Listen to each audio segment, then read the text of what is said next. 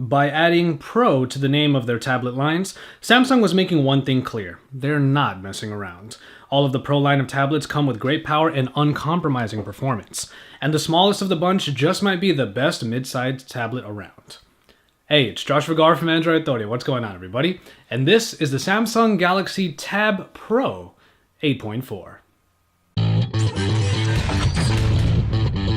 When it comes to the design, there is really one good way of describing the Tab Pro 8.4. It's like a blown-up Galaxy Note 3. With a pretty flat profile all around and only slightly rounded corners, it's a pretty unassuming design all around until you get to the back, which takes on the faux leather textured plastic originally introduced in the Note 3. The button layout is pretty classic Samsung, but this was the first line of devices to do away with the signature setup up front. Instead of a menu button with the tactile home button, there is a recent apps button to add to the simple multitasking.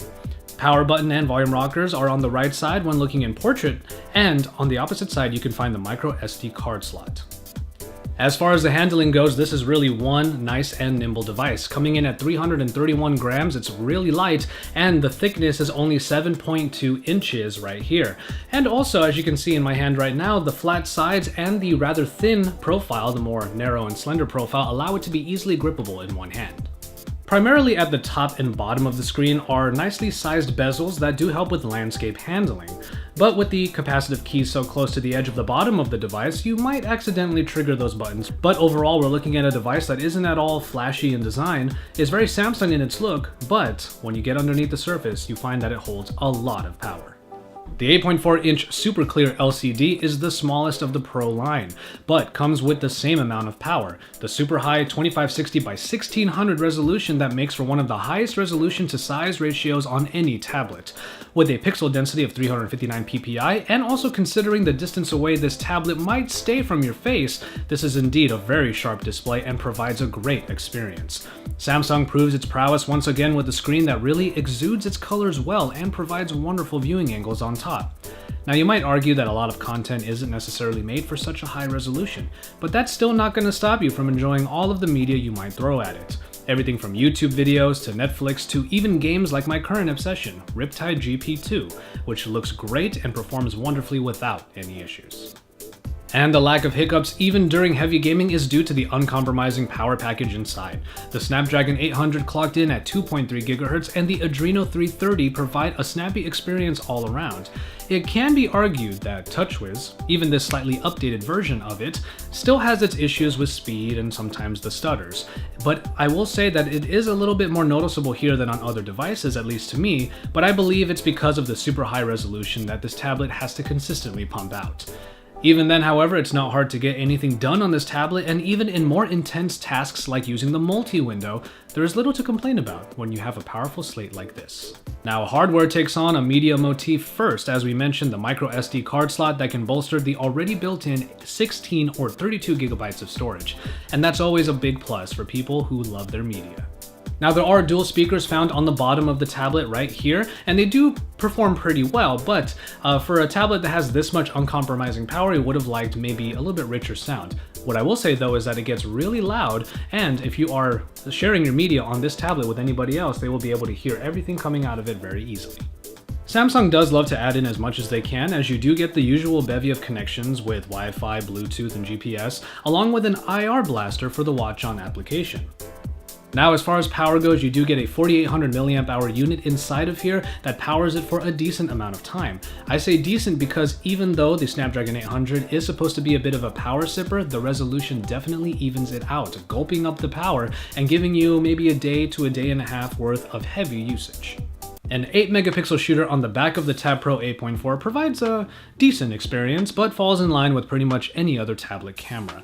The app takes on the general motif of Samsung cameras, providing quite a bit of functionality, but ultimately not the highest quality, which honestly is expected. The pictures are decent, but you won't be using this tablet for more than probably just your backup camera anyway.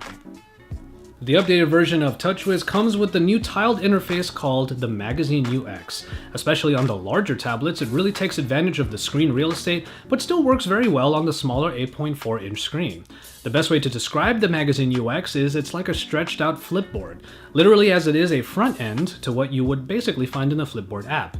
That being said, it is pretty easy to set up your news sources and your social media feeds, but what I didn't like about it is that it often doesn't take you straight to the content you're seeing. Instead, it makes you wade through the Flipboard application to finally get to your destination.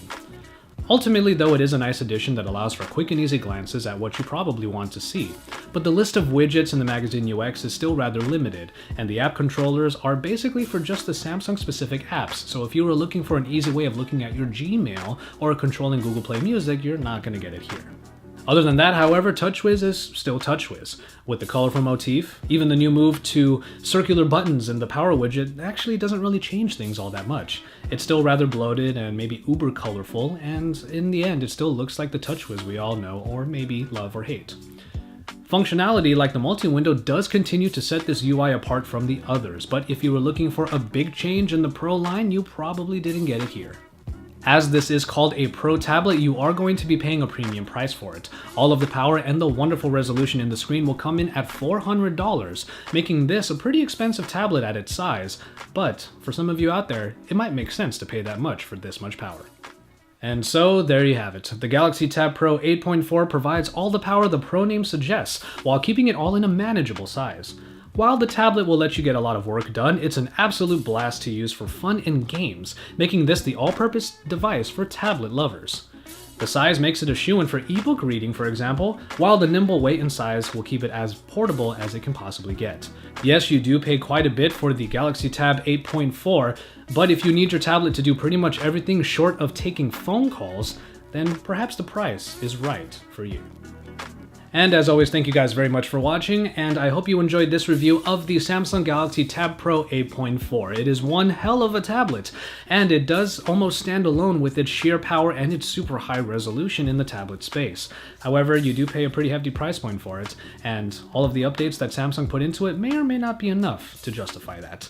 That being said, however, you will be seeing a feature focus on the Magazine UX in which I will create a page full of widgets for you to see exactly what kind of functionality you can get out of Samsung's new tiled interface. But until then, make sure you keep it tuned to Android Authority, subscribe to our channel if you haven't already, and when you watch our videos, make sure you hit that thumbs up because we love to see those likes. And remember to head on over to AndroidAuthority.com when you're done with all of that, because we are your source for all things Android.